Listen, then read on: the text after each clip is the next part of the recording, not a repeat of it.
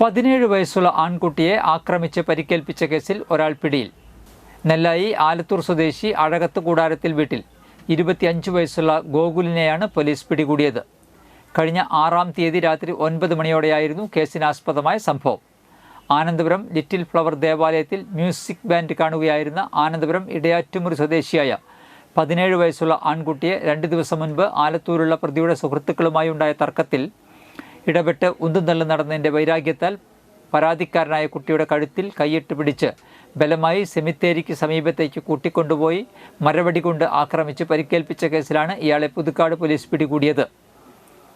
Gokul Kodakara police station പരിധിയിൽ ഒരു വധശ്രമ കേസിലും മാരകായുധങ്ങളുമായി വീടുകയറി ആക്രമിച്ച കേസിലും മനുഷ്യജീവന് അപകടം വരത്തക്ക വിധമുള്ള പ്രവൃത്തി ചെയ്ത കേസിലും പൊതുസ്ഥലത്ത് പരസ്യമായി മദ്യപിച്ച കേസിലുമടക്കം 4 ക്രിമിനൽ കേസുകളിലെ പ്രതിയാണെന്ന് പോലീസ് പറഞ്ഞു. Puthukkad police station SHO Adam Khan, SIമാരായ പ്രദീപൻ, ലാലു AV, ജയചന്ദ്രൻ, ASIമാരായ ജോബി, ഹരിലാൽ എന്നിവരാണ് അന്വേഷണ സംഘത്തിലുള്ളത്. പ്രതിയെ കോടതിയിൽ ഹാജരാക്കി റിമാൻഡ് ചെയ്തു.